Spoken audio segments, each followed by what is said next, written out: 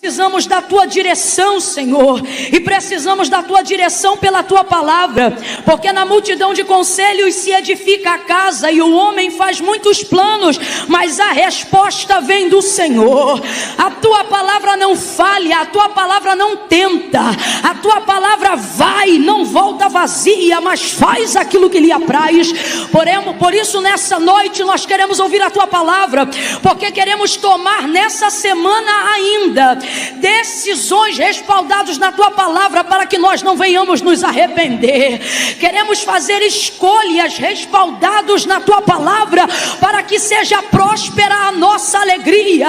Não queremos viver uma noite emocional, mas queremos viver uma noite que vai estabelecer para nós uma plataforma de esperança, uma plataforma segura de conquista, a fim de que possamos, até que possamos estar na tua casa de novo, termos azeite na reserva, farinha na panela, palavra no coração, que possamos ser sal da terra e luz do mundo. Renova, Senhor, aviva a tua obra. Fala profundamente nos nossos corações, porque quando tu fala a terra se cala, quando tu fala a igreja da glória, quando tu fala as impossibilidades caem por terra, quando tu fala a cura, quando tu fala tem renovo, quando tu fala a dívida e a dúvida são dissipadas, quando o Senhor fala a unção desce e o jugo é despedaçado pelo poder da tua unção. Move de acordo com a tua palavra e alcança até o mais distante coração. Nesta noite é o que nós oramos no nome de Jesus, crendo em nome de Jesus. Quem concorda, diga: oh, aleluia, oh, aleluia, oh, glória, oh, glória. Oh, eu sinto a presença do Espírito Santo. Eu vou te dar alguns segundos para engrandecer o nome dele nesta labarai, glória, nesta noite. Oh, aleluia, aleluia. João 19. Oh, glória, aleluia, aleluia. A partir do verso 23 em diante, quem achou, diga amém. Diz assim o texto sagrado: tendo os soldados crucificado a Jesus, tomaram as suas vestes e dividiram-nas em 4 partes, uma para cada soldado. Tomaram também a túnica, que era sem costura, toda tecida numa peça só, de alto a baixo. E disseram uns aos outros: não a rasguemos, mas lancemos sortes sobre ela, para ver de quem será. E isto aconteceu, para que se cumprisse a Escritura. E isto aconteceu para que se cumprisse a Escritura, que dizia: dividiram entre si as minhas vestes e sobre a minha túnica lançaram sortes. Foi o que fizeram os soldados. Junto à cruz de Jesus estava Maria, sua mãe, a irmã dela, Maria, mulher de Clopas, e Maria Madalena. Vendo Jesus ali, a sua mãe e o discípulo a quem ele amava, que estava presente, disse à sua mãe: mulher, eis aí o teu filho. Depois disse ao discípulo: eis aí a tua mãe. E desde aquela hora em diante o discípulo passou a recebê-la em sua casa. Mais tarde, sabendo Jesus que tudo já estava consumado, e para que a Escritura se cumprisse, ele disse: tenho sede. E estava ali um vaso cheio de vinagre, e o embeberam de vinagre uma esponja, e colocaram-na uma vara de ísopo, e chegaram até a sua boca. Quando Jesus recebeu o vinagre, ele disse: está consumado. E inclinando a cabeça, entregou o seu espírito. Como era o dia da preparação dos judeus, para que os corpos não ficassem expostos na cruz durante o sábado, porque este sábado era um grande dia, rogaram a Pilatos que lhe quebrassem as pernas e que fossem tirados os crucificados. Foram os soldados e quebraram as pernas do primeiro e do outro que com ele fora crucificado. Mas chegando-se, porém, a Jesus, vendo-o já morto, não lhe puderam quebrar as pernas. Contudo, um dos soldados transpassou-lhe o lado com uma lança e imediatamente saiu sangue e água. Aquele que viu isto testificou que o seu testemunho é verdadeiro, e ele sabe que é verdade o que diz, para que também vós creiais. E estas coisas aconteceram para que se cumprisse a Escritura. E estas coisas aconteceram para que se cumprisse a Escritura que dizia: nenhum dos seus ossos poderá ser quebrado. Diga amém por essa palavra. Oh, aleluia. Eu vou contar de 1 a 3 e quando eu disser 3, eu gostaria que você liberasse em direção à pessoa que está ao seu lado, do jeito que você está, com a boca dentro da máscara. Porém, fale de maneira que ela possa te ouvir. Quando eu disser 3, você vai virar assim em direção à pessoa que está ao seu lado e vai dizer para ela desse jeito: vai cumprir tudo. Espera aí que eu não contei até 3 ainda. Mas quando eu disser 3, vai ficar bonito, tá bom? Quando eu disser 3, você vai dizer: vai cumprir tudo. Quem tem de Deus uma palavra aí, diga glória a Deus. Quem aguarda de Deus o cumprimento de uma promessa, diga aleluia. Quem acredita em tudo que a Escritura Sagrada diz a seu respeito e acerca da sua eternidade, diga eu creio. Então eu conto 1, se prepara. 2, você vai dizer vai cumprir tudo. 3, vai. Fala isso para o outro de novo, vai. Tudo o que Deus disse a seu respeito vai se cumprir. Ele não é homem para que minta, nem filho do homem para que se arrependa. Falaria e não cumpriria, diria e não faria. Há alguma coisa difícil para o Senhor fazer? Como muito bem cantou Maria, porque não há impossíveis para o Senhor em todas as suas promessas. Oh, levante a sua mão e tire alguns segundos para adorar a fidelidade de Deus. Porque desde a antiguidade com o ouvido não se ouviu, e nem com o olho se viu um Deus que trabalha. Você está aqui no domingo sentada, mas Ele está trabalhando. Você está aqui dando glória a Deus com aleluia, mas Ele está trabalhando. Jesus disse: eu vou para o meu Pai trabalhar. Por quê? Porque meu Pai trabalha até agora. Aleluia. Nunca se viu e nem se ouviu um Deus como o nosso, que trabalha para aqueles que nele esperam. Aleluia. Para aqueles que nele têm expectativa, para aqueles que nele desejam realizar um sonho, para aqueles que o buscam na certeza de terem passos firmes e não caminharem de maneira insegura. Camille, qual é a única forma de caminhar de maneira segura? É caminhar sobre a palavra de Deus, porque céus e terras passarão, mas estas palavras são fiéis e verdadeiras e nunca se passarão, nunca vão passar. Oh, aleluia, aleluia.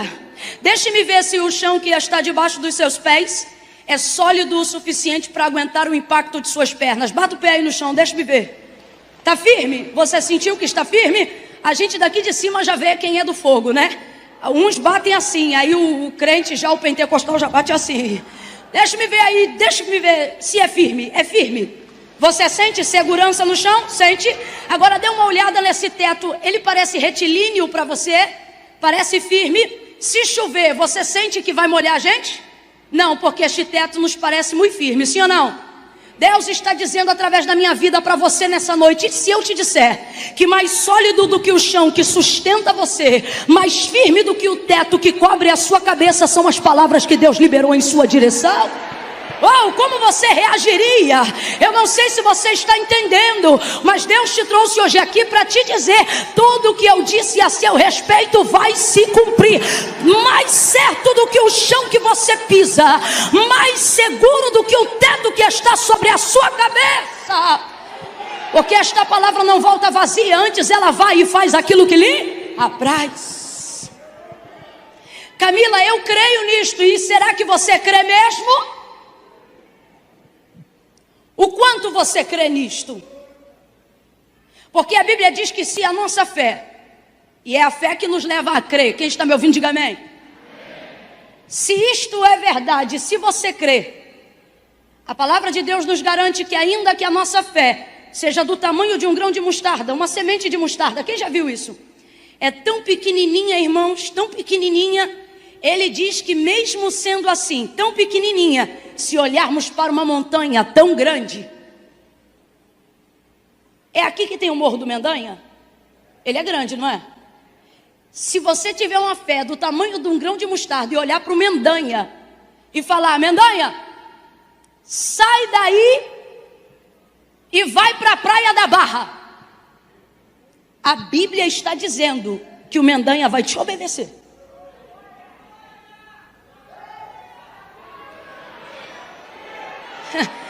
Nesse momento os céticos dizem: Camila, isso não é literal, é apenas uma linguagem figurada para falar sobre coisas grandes. Se você não acredita nem numa linguagem figurada, não venha conversar comigo sobre coisas grandes.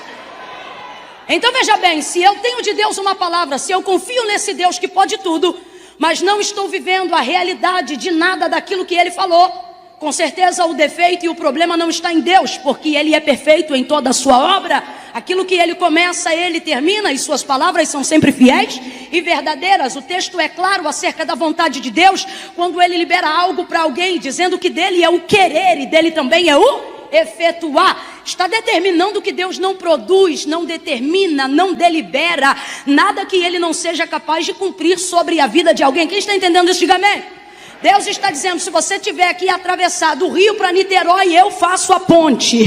Deus está dizendo: eu sou o dono dos meios para você chegar aonde eu quero que você chegue. Por isso Ele disse a Moisés na sarça: eu sou para quê? Para aliançar a palavra de que Ele é o Deus dos pais, o Deus de Abraão, o Deus da antiguidade. Mas o que significa de verdade isso? Ele está dizendo: Moisés, eu sou o que você precisar que eu seja, na hora que você precisar que eu seja, para que você chegue aonde eu quiser que você chegue e seja quem eu quiser que você seja.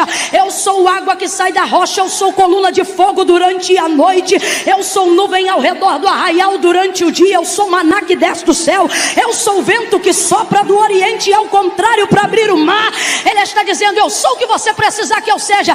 Deus está dizendo: se eu liberei uma palavra sobre a sua vida, eu sou o veículo que vai te conduzir até lá. Por isso Ele disse a Abraão, quando disse que ele seria pai de uma grande nação, dizendo que Sara seria a mãe do filho da promessa. Mas quando Sara pensou que ela poderia conduzir os meios para fazer cumprir o fim que Deus havia determinado, o Senhor aparece novamente por segunda vez a Abraão para despertá-lo. Por que não dizer para exortá-lo? E ele diz: Abraão, anda na minha presença e ser perfeito.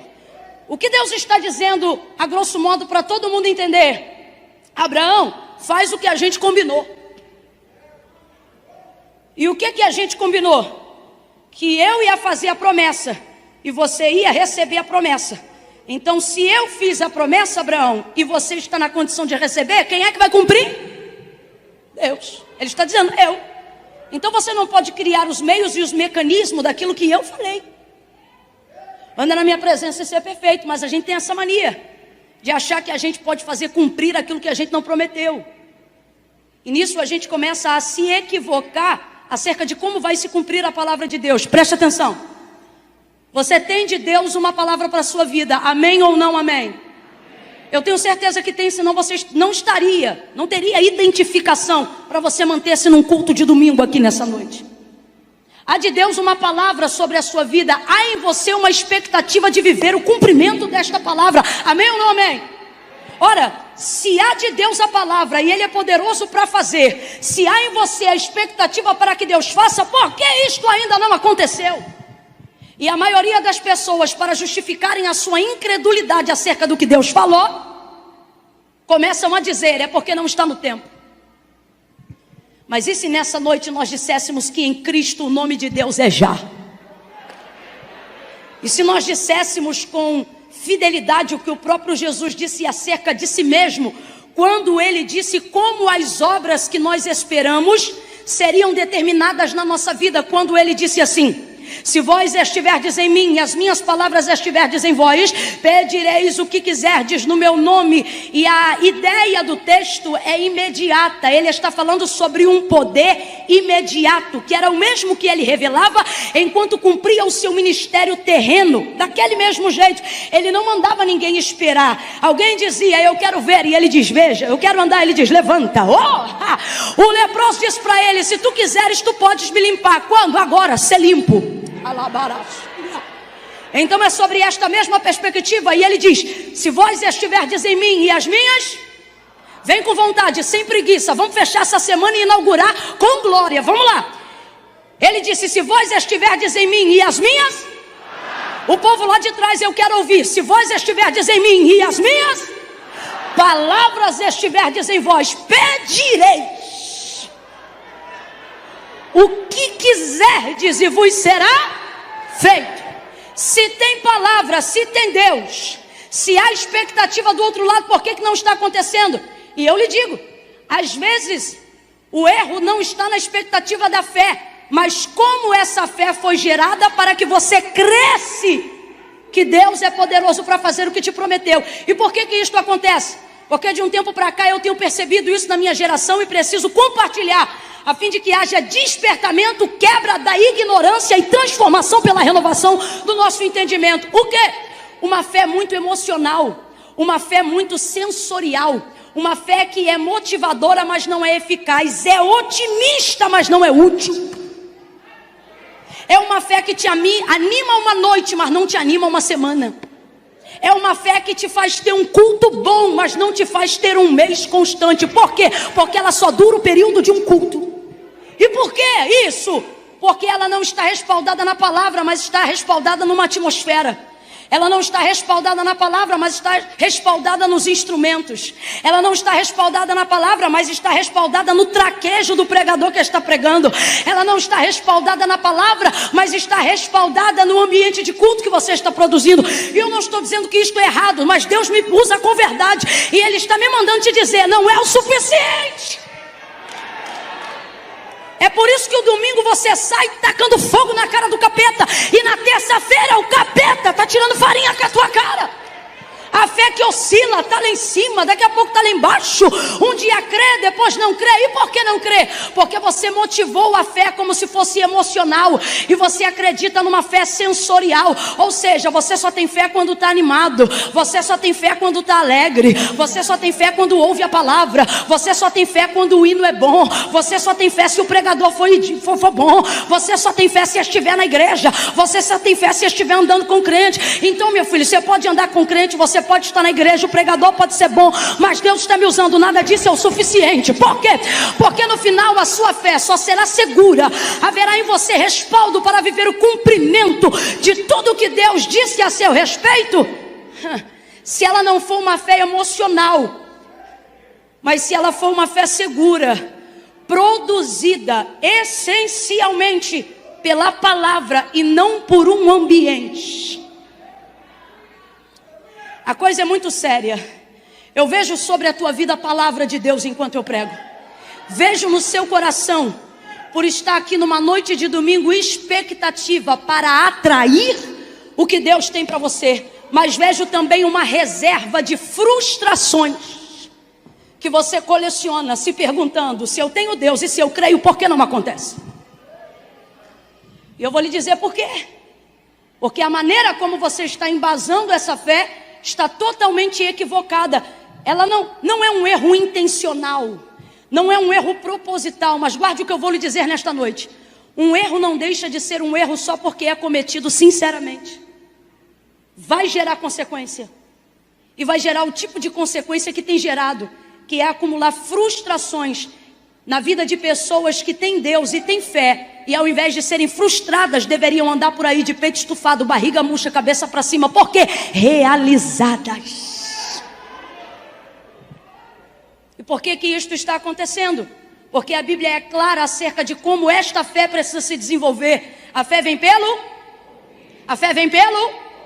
E o ouvir da palavra de Deus. E o que acontece? Acontece que a gente acha que Deus depende da nossa fé para fazer o que Ele disse. Preste atenção. A gente faz uso indevido da fé porque acha que Deus depende da nossa fé para fazer o que Ele disse que vai fazer. É como se a sua fé desse para Deus força para fazer o que Ele quer fazer. A gente trabalha com a fé nessa perspectiva. É como se a minha fé motivasse a Deus para fazer o que Ele almeja fazer.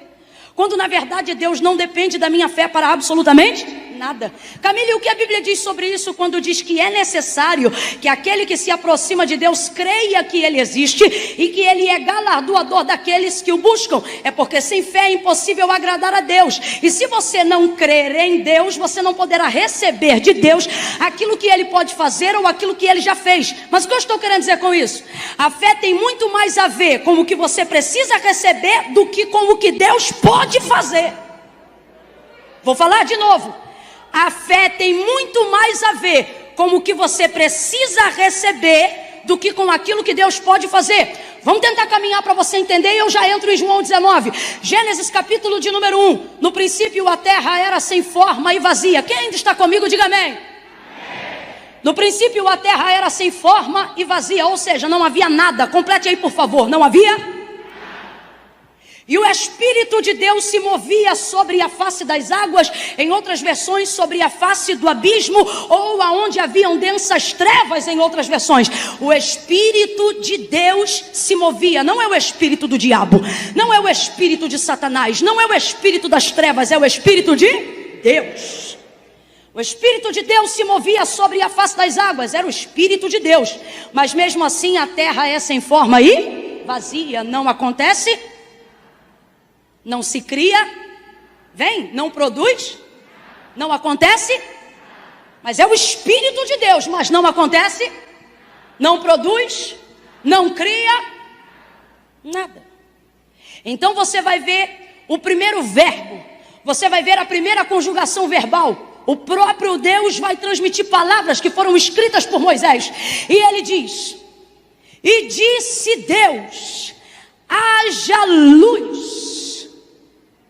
E houve luz. E disse Deus, e haja luz, e houve luz. Vamos ser extremamente racionais acerca do que vamos aplicar agora. Aonde você vê exercício de fé para a manifestação da criação em Gênesis capítulo de número 1. Quando o texto diz, e disse Deus, haja luz, quem foi que disse amém? Quem foi que disse está ligado? Quem foi que disse eu concordo? Não havia absolutamente nada, era sem forma e vazio. O Espírito de Deus se movia sobre a face das águas, e disse Deus, haja luz. Quem foi que disse eu creio? Quem foi que disse está ligado, terra? Ninguém disse nada, porque de acordo com o autor da carta aos Hebreus, céus e terra, tudo que existe, tudo que há, não foi feito por prova aparente do que se vê, mas foram criados pelo poder da sua palavra. Então por que tudo existe e tudo foi criado por Deus no princípio, sem que antes houvesse manifestação de fé? E mesmo assim houve terra, céu, sol, lua, estrela, oceano, mares, firmamento, animais, sementes, relva, tudo que existe, tudo que há. Verso de número 31 do capítulo 1. Eu tenho feito tudo e tenho vos dado tudo. Diga comigo, tudo. Diga de novo, tudo. Havendo Deus acabado tudo, havendo Deus feito tudo, no sétimo dia descansou de toda a obra que fizera. Sejamos racionais, ok? Não há aplicação de fé na criação do mundo.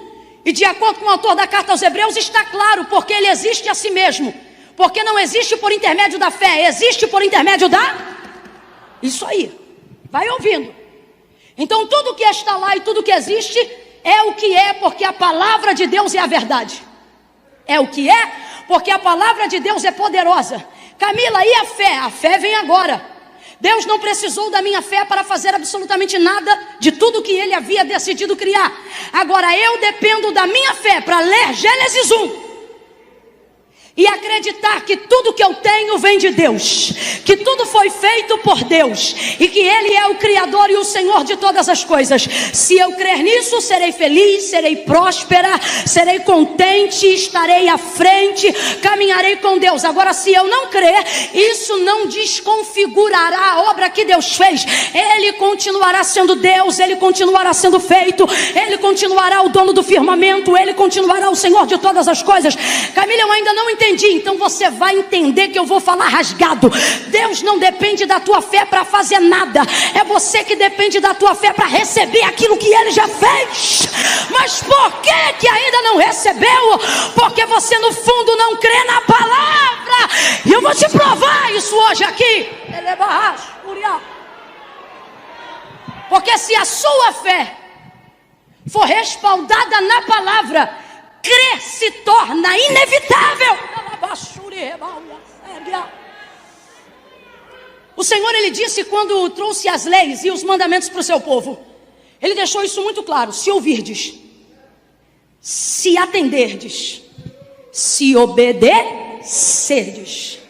A palavra, os mandamentos que o Senhor teu Deus libera hoje sobre você. Aí Ele começa a liberar a bênção. Ele começa a liberar a bênção. Olha para quem está ao seu lado e diz: a bênção está fraco. Diga: a bênção já foi liberada. Porque de acordo com Gênesis, Deus já fez tudo. E a palavra dele não volta. Se está feito, está feito. Ah, mas Ele disse que vai salvar. Considere feito. Ah, mas Ele disse que vai curar. Considere feito. Ah, mas Ele disse que vai abrir a porta. Já foi feito.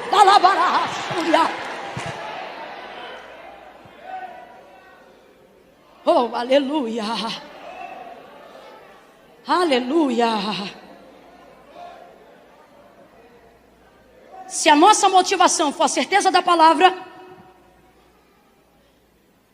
você vai poupar até tempos de orações que você nem precisa apresentar para receber. Não, isso aqui é sério.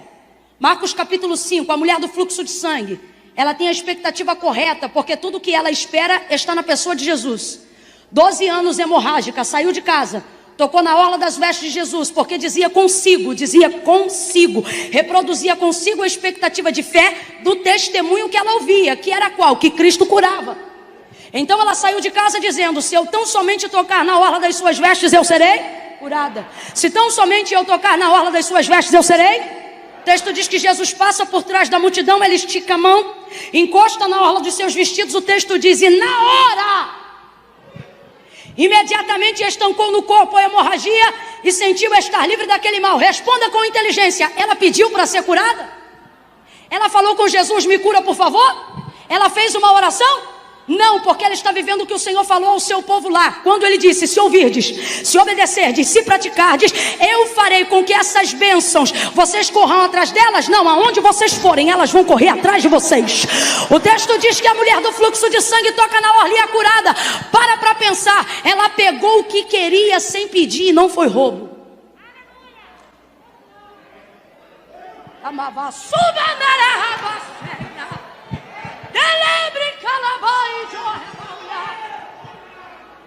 Pegou, pediu? Não.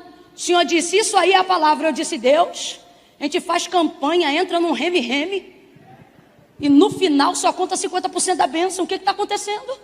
E Ele disse: é porque são vocês que gastam tempo pedindo para eu fazer coisas que eu já liberei, coisas que eu já autorizei, coisas que eu já entreguei. Ela tinha consciência disso e recebeu sem pedir. E Ele, consciente, liberou. Saiu virtude. Por quê? Porque tocou do jeito certo. Pedis e não recebeis porque pedi? Porque não sabem orar? Não, porque não conhecem a palavra e nem o poder que há nelas. Quando a sua fé é baseada na palavra, quando você acredita neste livro sagrado, mais do que o chão que sustenta teu pé, mais do que o teto que está sobre a sua cabeça, quando você foge da ideia filosófica de que isso aqui é apenas uma luz sensorial, ou uma palavra filosófica, ou alguma coisa, eu sei lá, quando você entende que isto aqui é mais real do que o chão que você pisa, do que a cadeira que você senta, e do que o teto que cobre a sua cabeça, coisa nenhuma te é impossível. Por quê? Porque tu tens fé? Não, porque tu tens prioritariamente a palavra. E se você tiver a palavra, disse Jesus, se tu podes crer no quê? Que o Chapolin e o Chaves são a mesma pessoa? Não. Crê no quê? Crê que o ano de 2020 vai terminar melhor do que começou? Não, não é isso. É quando você crê na palavra. E Ele diz, se tu podes crer no quê?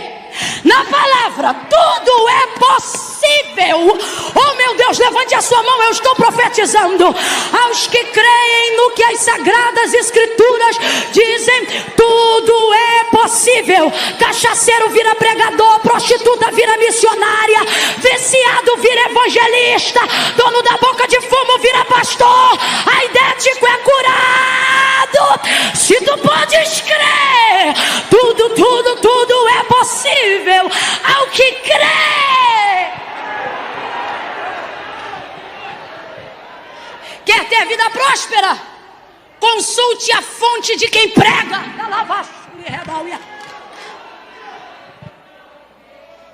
Eu não creio no que os homens dizem, eu creio no que a Bíblia fala. Se eles dizem o que a Bíblia fala, eu paro e ouço eles. Porque eu não tenho tempo para gastar com aquilo que não vai agregar valor, que não vai agregar crescimento. Em João capítulo 19 nós vemos a comprovação mais realista do que João 19, impossível. Para começar pelo testemunho de João, que diferente dos outros ele diz: eu não estou falando porque eu ouvi, eu estou falando porque eu estava lá e vi.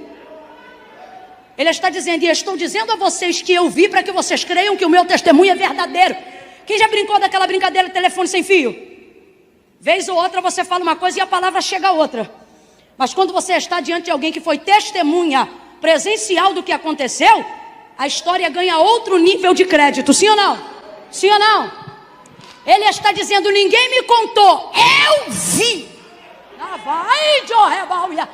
Ele diz, estou falando em verdade, com respaldo nas escrituras, para que vocês saibam que eu estou dizendo a verdade.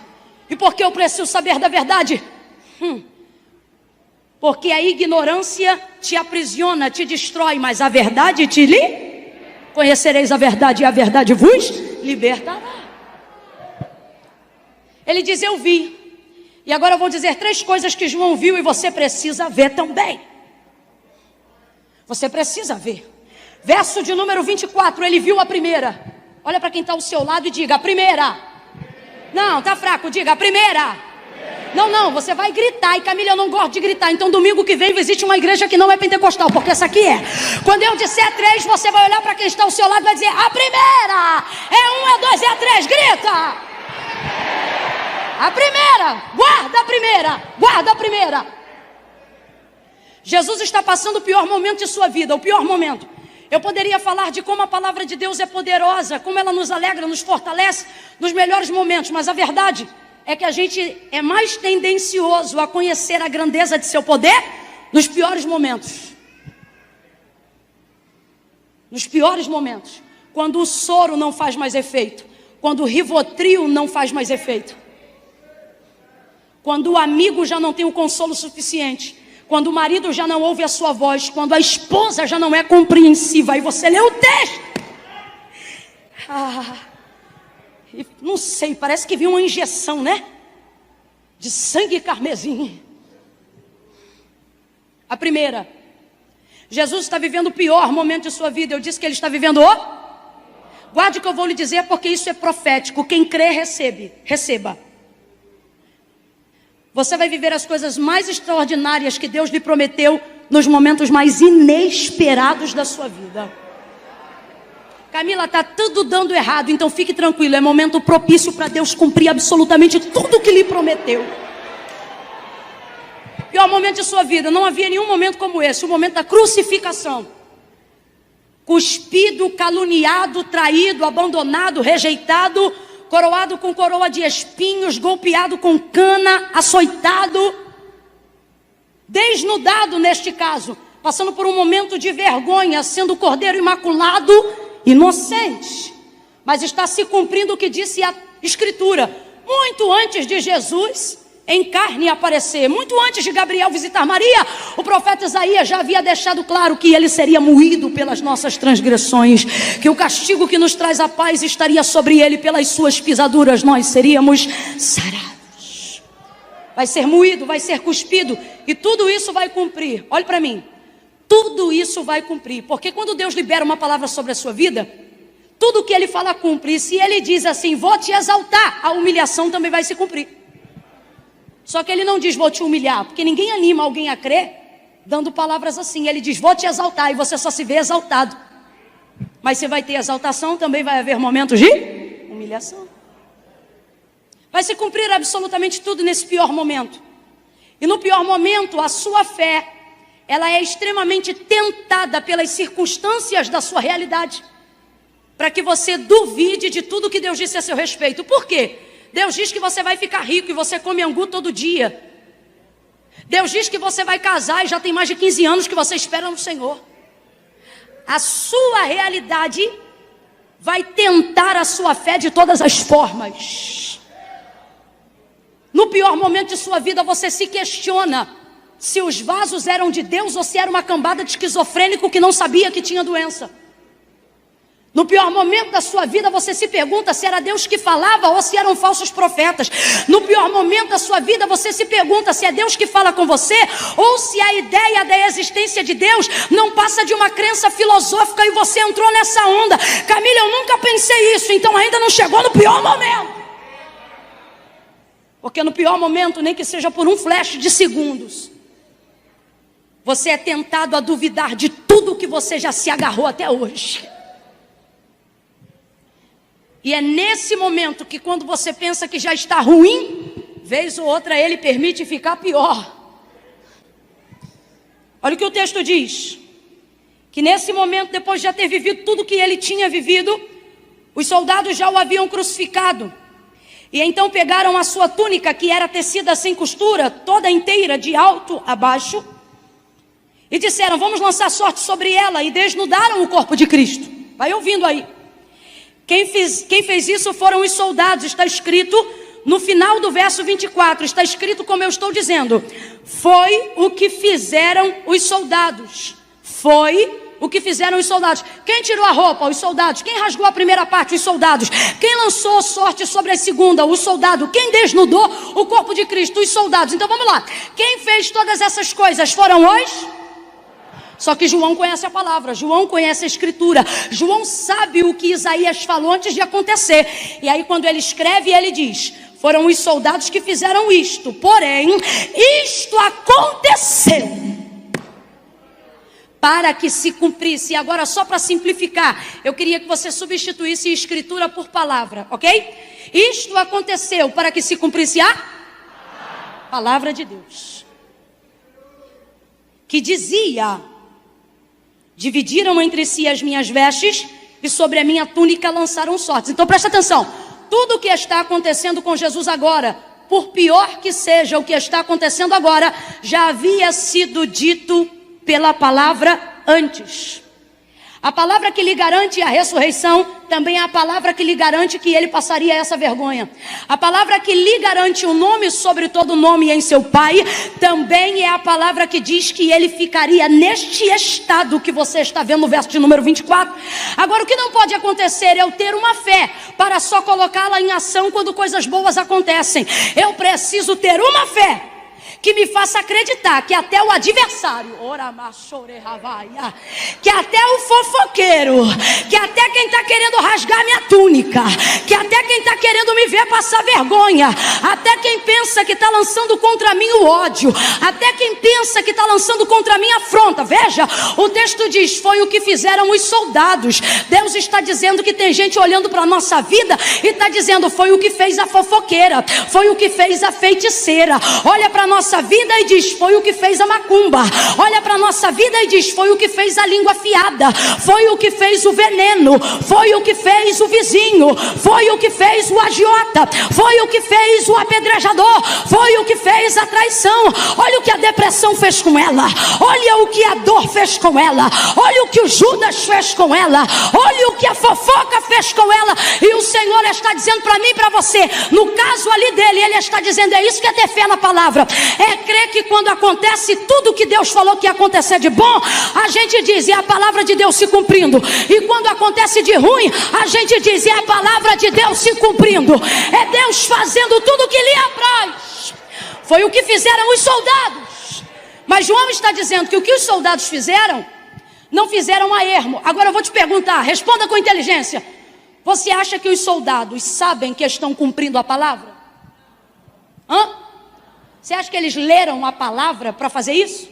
Olha, vamos fazer isso porque está escrito que isso aconteceria. Não. Eles não sabem, mas fazem assim mesmo. Porque quando Deus quer fazer cumprir tudo que Ele revelou a você, não é incumbência de quem está sendo usado, é incumbência de quem recebeu a palavra. Discernir da baixo. Você quer ver uma expectativa frustrada do diabo uma vez? Jó. Deus deu tudo o que ele tinha. Aí quando Deus dá testemunho de Jó diante dos seus filhos da luz, Satanás chega entre eles e Deus vai dizer: tens tu visto o meu servo Jó? Não há nessa terra homem reto, íntegro, temente, desviado do mal como o meu servo Jó. Justificativa do diabo para sinceridade de Jó. Mas também tu serve a ele de balde, ou seja, ele tem tudo. Deixa eu tocar no que ele tem para o senhor ver quem ele é. Ninguém nunca vai dizer para Deus quem a gente é. Deus sabe quem a gente é. O que o diabo está dizendo é: ele só é quem é por causa daquilo que ele... Então deixa eu tirar o que ele tem e o senhor vai ver quem ele... Veja, a perda de Jó é para glorificar o nome de Deus. Deus só permite com que o adversário chegue a tal ponto como chegou em Cristo, sobre gente que ele acredita que nisto não verá o diabo, mas verá a mão de Deus no comando de todas as coisas. Você vai ver Satanás sendo descreditado, descredibilizado na história, a tal ponto que ele só fala no capítulo 1 do livro de Jó, e depois não tem mais lugar para falar no livro de Jó. Por quê? Deus o repreendeu? Não, Jó deixou ele tão sem graça que ele não teve mais condições e abertura no contexto de Jó para aparecer. Por quê? Porque depois de haver perdido tudo, Jó continuava sendo quem ele era. Então ele disse, testemunhando em cacos de telha no meio da dor: no sair do ventre da minha mãe, no voltarei para lá. Deus deu. E foi Deus que deu, sim ou não? Agora responda de acordo com o que está escrito na palavra, e não de acordo com o que você sente no coração. Quem tirou foi Deus? Não. Porque o inimigo disse: deixa eu tirar. E o Senhor deixou. Então responda com inteligência: quem tirou tudo que Jó tinha, Deus ou o diabo? Foi o diabo. Ele foi lá, soprou o vento, jogou fogo, matou um, arrebentou com o outro. Mas veja isso: ele está no momento da sua dor, e ele diz: Deus deu. E parece que eu vejo, porque a Bíblia diz que ele andava ao redor como um cerco, mas o cerco de Deus estava em volta de Jó. E é uma das primeiras vezes que a gente vai ver que ele anda ao derredor. E ele está ao derredor. É, Deus deu, mas eu tirei. É, Deus deu, mas eu te arrebentei. É, Deus deu, mas eu te envergonhei, eu te humilhei. Deus deu, mas eu tirei. Deus deu, mas eu fiz e aconteci. Aí o Jó está lá, ele abre a boca e diz: Deus deu. E Satanás está esperando os créditos da obra. É, deu, ele deu, mas diga aí como eu tirei, diga aí como eu destruí. E aí ele diz: Deus deu e Deus tomou. Sabe por que ele diz Deus tomou? Porque ele não dá crédito ao que o diabo faz por um único motivo: ele não se relaciona com Satanás, ele se relaciona com... Ele oferta para Deus, sacrifica para Deus, adora a Deus. Então a ideia de Jó é: a minha vida está na mão de... O controle de tudo pertence a... A batuta da orquestra que rege a minha vida está na mão de... É bem verdade que o diabo tirou, mas o que Jó está dizendo é: eu não te reconheço, porque na minha vida o que entra é de Deus, o que sai é de Deus, tudo o que acontece é para a glória de Deus. Então Satanás não fala mais no livro de Jó. Não porque não havia mais margem de atuação, mas porque Jó eliminou toda a margem. Quando descreditou ele, não porque ele não fez, mas porque Jó compreendeu que até para fazer o que ele fez, ele precisou da autorização de Deus. João está dizendo: os soldados fizeram isso.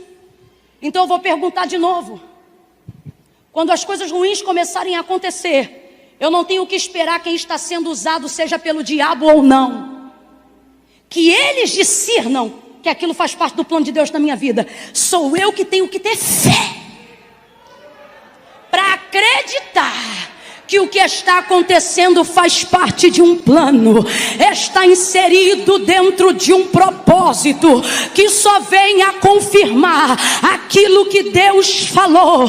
Deus está dizendo para alguém hoje aqui: quando a porta abrir, você diga é confirmação, e quando a porta fechar, diga eita, Deus confirmou de novo. Essa é a primeira. É quando Deus usa pessoas que não têm nem consciência do que estão fazendo, mas ainda assim, como um relógio que é bem orientado para funcionar de acordo com o cronograma que foi colocado no maquinário dele, assim pessoas que estão à volta da vida de quem tem de Deus uma palavra, vão funcionar de acordo com o que Deus determinou para a nossa vida. Quem está entendendo, diga amém. Olha para quem está ao seu lado e grita para ela: a segunda. Eita, foi-se embora, diga a segunda.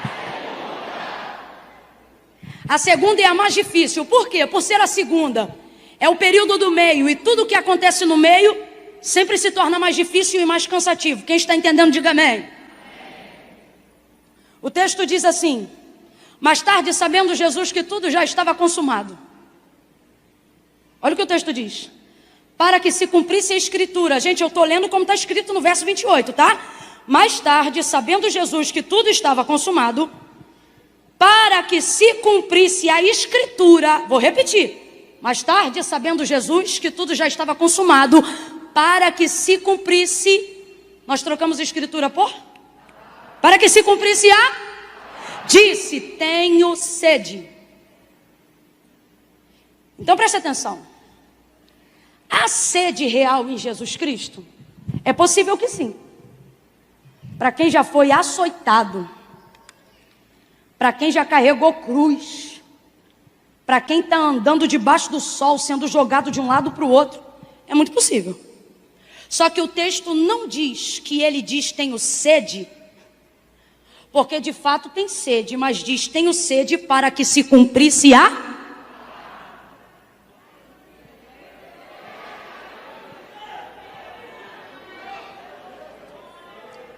Ainda bem que aqui não é vinagre.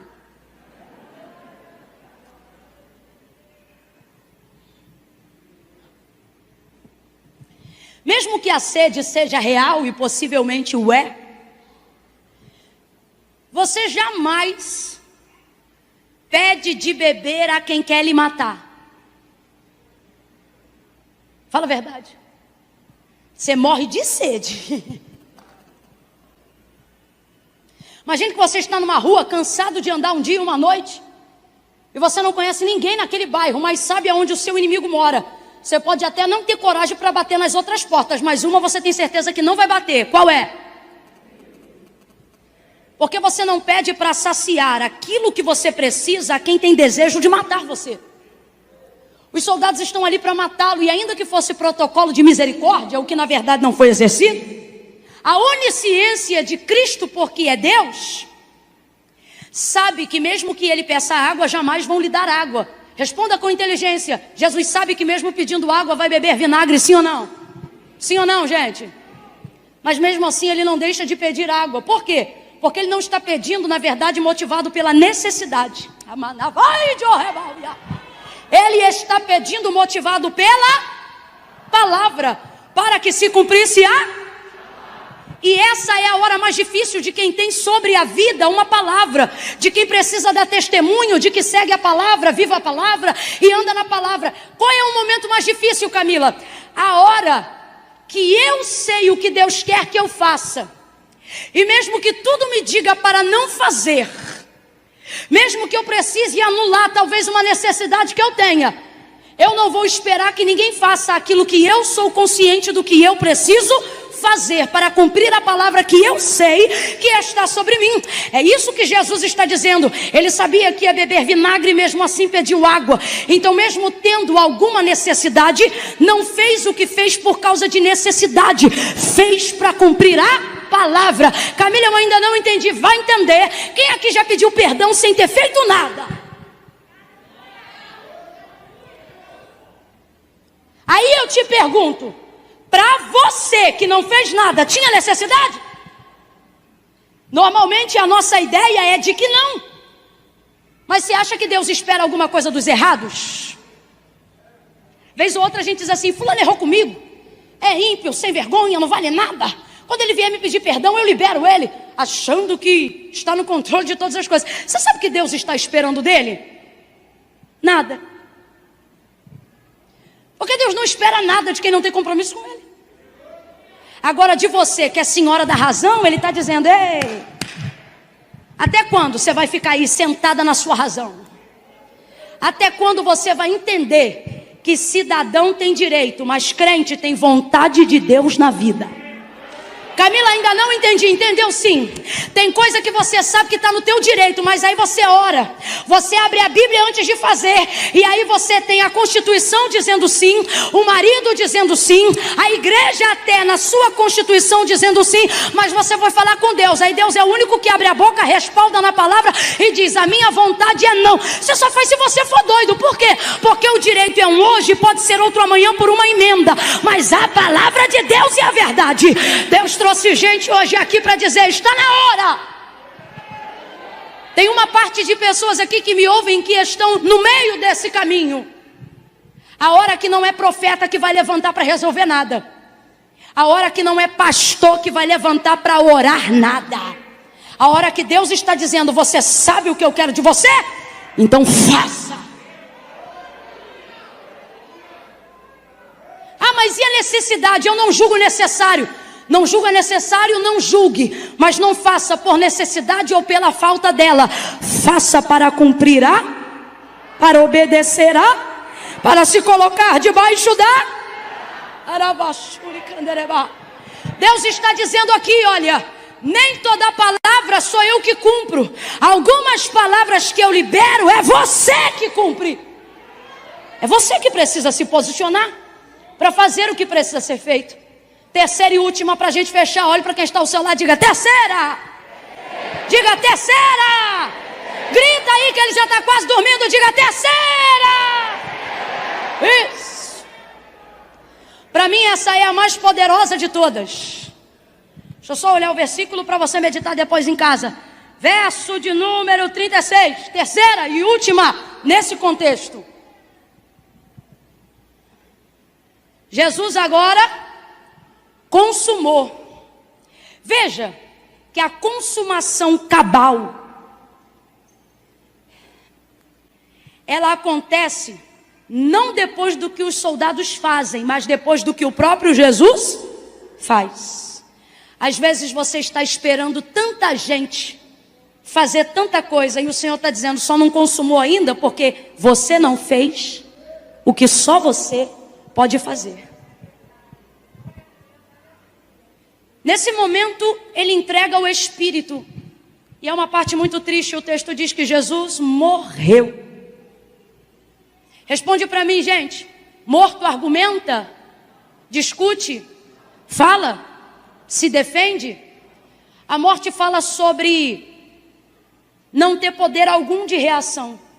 É por isso que vez ou outra alguém, mesmo estando vivo, coração batendo e cérebro funcionando, cai num limbo sentimental, porque a gente entende que a vida não está na funcionalidade de um cérebro, mas no exercício da mente.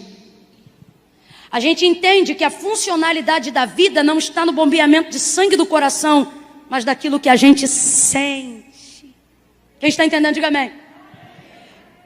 Então é possível pessoas que estejam vivas agirem como se estivessem mortas? E é disso que nós estamos falando para a aplicabilidade do texto. No caso de Jesus, é literal, Jesus está morto, e isso também aconteceu para que se cumprisse a palavra que havia sido dita sobre ele. Então até onde você acha que o momento é trágico, a palavra de Deus está se cumprindo.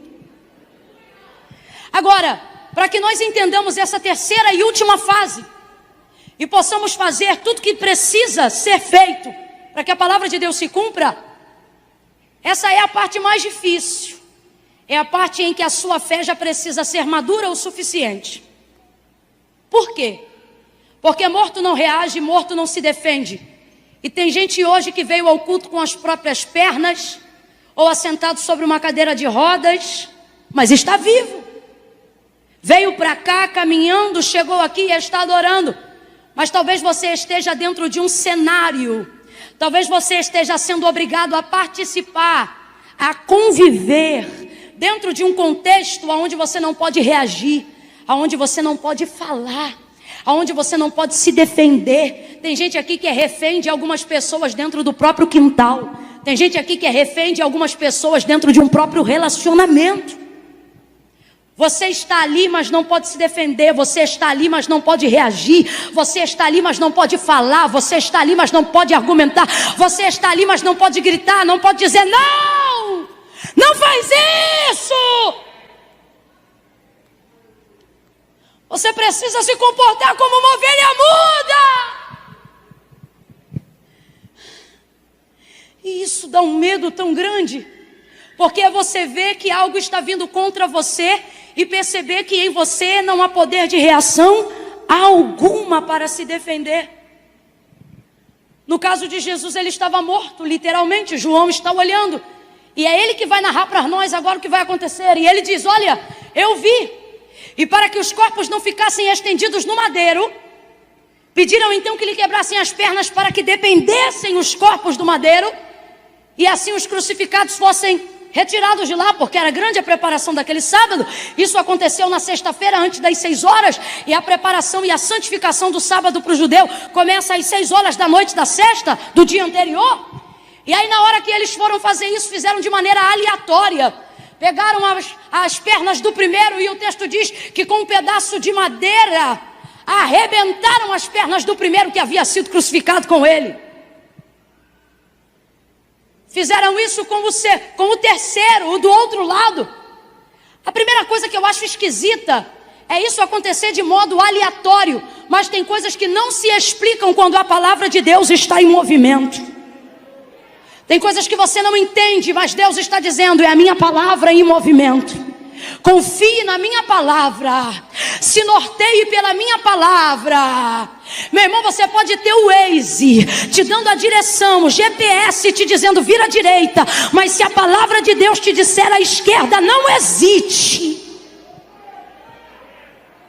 A representatividade do corpo de Cristo no madeiro, ali no meio, traz a exemplificação, o apóstolo Paulo como o corpo de Cristo, sendo a semelhança da igreja, do qual ele é o cabeça. Eu percebo que nós estamos vivendo um tempo onde a igreja se sente ameaçada por essas questões, na sua condição como instituição, não como noiva de Cristo, na sua condição de reunião de seres humanos, aonde a gente vê a perna do direito, do que está à direita se arrebentado, e o da esquerda também, e a gente pensa, se ninguém pode fazer nada, a gente também não pode. São leis, é um novo senso de governabilidade, sem contar a gente pessoalmente como se sente como filhos de Deus, quanto igreja, quando a gente vê que ao nosso lado tem alguém que foi arrebentado por uma ferramenta, que agora pretende ser utilizada em nossa direção. Vou tentar falar mais rasgado para todo mundo entender. Quando a gente percebe que um tipo de arma está sendo usado por alguém para derrubar quem está do nosso lado. Gente, imagina, a gente se sente ameaçado, Deus me livre e guarde, mas se alguém pega uma arma e dá um tiro em alguém que está do seu lado, a primeira coisa que você pensa é, o próximo sou eu. Você pensa, isso aí tem poder para matar? Se pegar em mim eu morro também? Deus me deu essa direção para entregar aos ouvintes nessa noite. E Ele está dizendo, o momento de ameaça cerca o momento final. A gente se sente ameaçado quando está na hora de Deus finalizar o propósito que Ele tem conosco.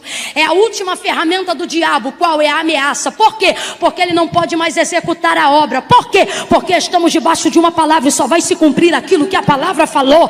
A vontade do diabo não será executada sobre a nossa vida. A vontade do inimigo não será executada sobre a nossa vida. Todas as vezes que Satanás não puder executar, nem que seja com a permissão de Deus, uma obra na nossa vida, tudo o que lhe restará é ameaçar. E a ameaça não tem o poder de executar uma obra, mas ela tem o poder de nos assustar. de fazer arrefecer a nossa fé, o nosso coração. Olha, eu vou matar teu filho, olha, eu vou destruir tua igreja, olha, eu vou acabar com a tua família, eu vou derrubar teu ministério, olha, eu tenho foto, olha, eu fiz fake, olha, eu vou fazer assim, eu vou fazer assado, eu tenho print, eu vou falar desse jeito, eu vou falar dessa maneira. Olhe para quem está ao seu lado e diga: está chegando o final. Oh, olhe para alguém ao seu lado, seja profeta e diga tudo o que ele pode fazer agora. Diga tudo que ele pode fazer agora é te ameaçar, mas Deus está me usando nessa noite sobre a sua palavra, para lhe dizer: ei, é ameaça, mas Camila, eu sinto que eu vou cair, eu sinto que eu vou morrer, eu sinto que eu vou sucumbir à depressão, eu sinto que eu vou assinar a carta de divórcio, eu sinto que o câncer vai me matar. A fé não sente, a fé ela sabe. Se você sabe quais são as palavras de Deus na tua vida, não se sinta ameaçado dos seus sentimentos. Invoque a palavra, invoque a palavra. Deus está me mandando dizer algo aqui. Depois de passar tudo que você passou, está na hora de você aprender a exercer uma fé fria.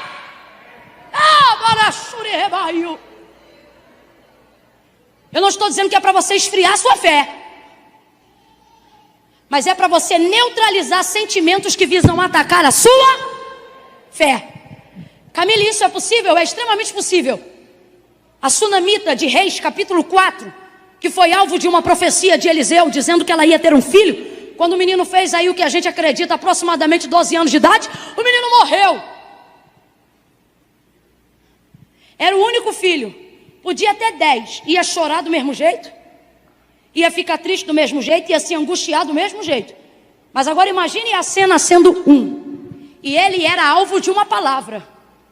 Ele só nasceu porque sobre o ventre dela e sobre a vida do marido, Eliseu havia liberado uma. Só que o menino morreu. Cena natural, emoção natural. Morreu! Acabou! Chama SAMU! Ambulância, socorro! Pede ajuda, vizinha! Matilda, Creuza! Meu filho, mão na cabeça. E seria perfeitamente compreensível, sim ou não? Mas ela não fez. Porque toda emoção exacerbada tende a confrontar a minha fé. Porque fé não é o que eu sinto, fé é o que eu sei. É o que a palavra diz sobre mim. Ela se controlou. Não importa se você está sentado do lado de um homem ou de uma mulher, com todo carinho, libere essa dica para ele ou para ela e diga: se controla. Vem para a casa de Deus. Quanto mais difícil a coisa tiver, diga aleluia. Por quê? Porque eu não vou deixar os meus sentimentos governarem sobre a palavra. É a palavra que vai governar sobre os meus sentimentos. Aquela mulher foi de uma frieza, foi de um controle. Pegou o menino no colo, levou o menino para o quarto, deitou o menino na cama do homem de Deus, fechou a porta, saiu, disse: marido, chama o fulano para mim, o servo. Para quê? Vou sair com ele. Aonde? Amigo Eliseu. Mas por que vai se não é lua nova nem sábado? Vou resolver umas coisas. Tá tudo bem, filha? Tá tudo bem. Sabe o que ela fez? Ela não contou o problema para quem não podia resolver. Às vezes a gente gasta muita energia na vara, contando coisas para quem não tem o poder de resolver aquilo que está só sobre nós. Você não pode trabalhar com a fé que alguém tem em você, porque Deus não trabalha com a fé que alguém tem em você. Deus trabalha com a fé que você tem nele, independente do que acreditam que há de Deus sobre você. Ela encontrou o homem de Deus foi para a casa dela, resultado, levantou o menino. Agora, se ela dá vazão ao desespero, não estava tendo ressurreição, o que estava havendo era um enterro. Mas porque ela foi controlada, manifestou a palavra ao invés dos sentimentos. A história não termina com morte, mas com ressurreição. É a mesma coisa no capítulo 19. Toque alguma coisa aí para a gente encerrar junto. Faz um favor para mim. Primeiro toque algo com cara de morte. Só abaixa um pouquinho. Não, esse aí tá mais assim para enterro de crente. Aquela coisa mais só. Eu quero um assim pesado. Aquele assim que o pessoal pensa, acabou-se tudo, hein? Tem mais jeito não. Isso, pesadíssimo. Esse é o som que alguém pensa que vai terminar a sua história. Cadê o baterista no bumbo e o baixista trazendo aquele grave bem lá embaixo? Camila, parece filme de terror. Manifeste a sua fé. A trilha sonora do inferno contra a sua vida é esta. Quando a luz se apaga, o que o diabo quer fazer com você é acreditar que essa é a trilha sonora da sua vida, que haverá morte ainda antes do ano acabar. Você se sente ameaçado porque por muito menos você viu gente sendo derrubado do teu lado, e agora tem gente utilizando o mesmo instrumento para dizer: vou matar você, vou arrebentar você, vou destruir com a tua casa. Viu o que é que eu fiz com o filho viciado da vizinha? Vou fazer com o teu. Viu o que eu fiz com o marido da fulana? Vou fazer com o teu. A gente se sente ameaçado de todos os lados. Mas olha o que acontece quando a gente manifesta a palavra. Agora prepara aí para trazer alegria, filhão. Prepara a bateria para soltar os pratos e a guitarra para estourar no agudo.